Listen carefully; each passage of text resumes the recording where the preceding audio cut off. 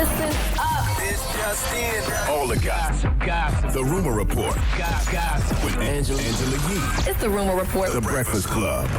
Well, with the NBA season underway, as you know, the players are in that bubble. And are they getting any love if they're not married?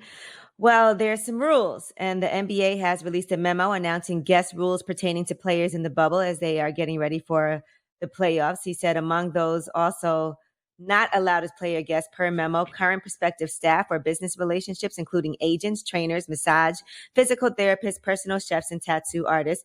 So those people are not allowed to be in the bubble. Any individual the player has not previously met in person or with whom the player has had limited in-person interactions. So if you only know somebody through social media, you can't DM them and be like, hey, come see me. Each player is allowed one ticket per playoff game for a guest, plus an additional admission for a child. And that child has to be 32 inches and below. Player guests can quarantine in teams market for 3 days, travel to Orlando, and then again for 4 days, or travel directly to Orlando and quarantine 7 days there. You can bring in family and establish longstanding personal friends into the bubble. And it's going to be 4 guests per player, but can be exceeded for children. Guests can travel on team charters following testing, and guests will be allowed to attend games. So those are the rules. Now, Stephen A. Smith said that he thinks that these players should be able to get some type of visits. Here's what he said. You better let somebody come up in there and see him. It would be nice to see, the whole family and all that stuff. I got that. You understand? I really, really do. But you can let somebody come there. You can let a wife or a girlfriend come. I would strongly advise the NBA to facilitate that happening before August 30th. It will go a long Stephen way. A., are you advocating for conjugal visits in the bubble? I mean, the bottom line is they didn't do anything wrong. They're not in jail. Yeah, I mean, a little stress relief every once in a while. I don't see nothing wrong with that. Is it worth risking though? Is it worth risking? Bro. They're not going to worth risking that $1 billion industry to let somebody in. Because think about it. If one person comes in there and like 5 or 10 people get coronavirus, they got to shut the whole thing down. But they got to check worth everybody. that risk. But they got to check everybody. And you know the pressure of being an NBA player and scoring and winning and all that. Sometimes you need a little stress relief at night. Yeah, but how do you check everybody? How do they know if you met somebody in person or not? That's a good Or question. if you only know them off social media, like how do they even know that for sure? Treat it like prison. You got to be married.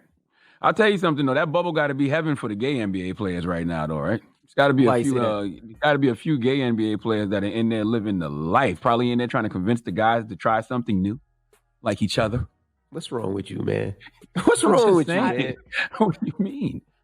All right, now Lil Boosie is not too happy with Mark Zuckerberg because his Instagram page has been shut down and he doesn't know why. Listen to this. Mark Zuckerberg, I need to talk to you. I don't know what I did, but I need my Instagram back. I don't even know what I did, but this is how I feed my family. Do not take Boosie off Instagram. You need to take me to orientation or something, but you can't put me out of school. We ain't making no show money, Mark Zuckerberg, none of the rappers.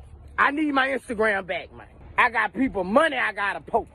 Boosie, you know why your page got shut down.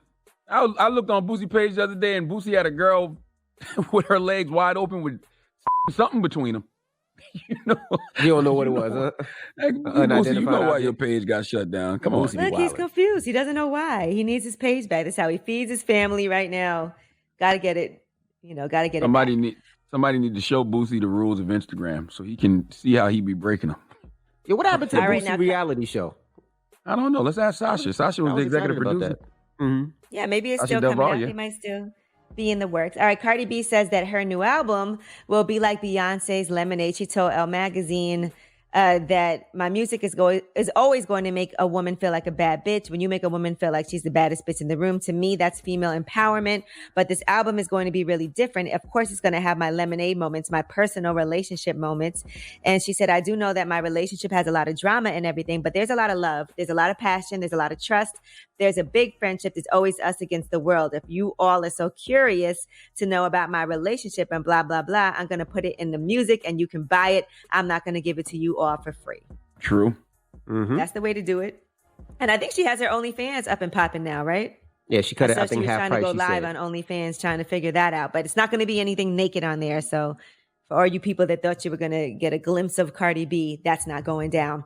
Now, CeeLo has apologized after some things that he said, calling out Nicki Minaj, Cardi B, and Megan Thee Stallion's music. If you guys recall, and we did the story yesterday, he told Far Out, "We are adults. There should be a time and a place for adult content. As adults and artists, we should at least attempt to be each other's accountability partners in some regard." He said the stereotypes that are celebrated and perpetuated ultimately make the perception a reality. It is disenfranchising and it has caused a great deal of problems. And then in particular, he called out those three women. Well, now he has gone to Twitter and said, "Good morning, everybody. There seems to be a misunderstanding," with a quote taken from an interview I did a few days ago while promoting my new project. "Firstly, I'm an advocate of artistic freedom and expression, as well as a fan of Nicki, Cardi, and Megan. I know most of them personally and consider Cardi and Offset family. Therefore, I would never disrespect them by any means. I acknowledge them as powerful, beautiful, and influential women and professionals. I wholeheartedly apologize to each of them for the inconvenience they have been caused due to a snippet of my interview being used as a headline and in turn creating controversy and disconnect between me and these ladies as well as their fans. Know that I support everyone who is a part of our community and culture, always have and always will." I don't know where the misunderstanding was necessarily. Nah, me neither. I don't know. CeeLo shouldn't have said what he said. Not at all. That's clear. Once I heard Angela say he apologized, my mind went to, see, that's why you shouldn't say things that you're going to end up apologizing for. But the truth to the matter is CeeLo came up in an era where he's heard worse. He has. He absolutely heard Lil Kim. You heard Foxy Brown. You heard Trina. You heard Jackie O. You absolutely heard worse from men and women. You ain't going to tell me that WAP is dirtier than bomb-ass by the Dog Pound and Snoop Dogg. Remember that song? You got some bomb, man. Like, come on, man. Stop. Like, we got to stop being so judgmental. And by the way, Goody Mob always put out music that was socially conscious. They always put out music that was of socially redeeming value. But they also came from an era where other people didn't do that. And if you're not going to point the fingers at them, don't point the fingers at Cardi and Megan. Or Nicki or whoever else. Well, I'm Angela Yee, and that's your Rumor Report.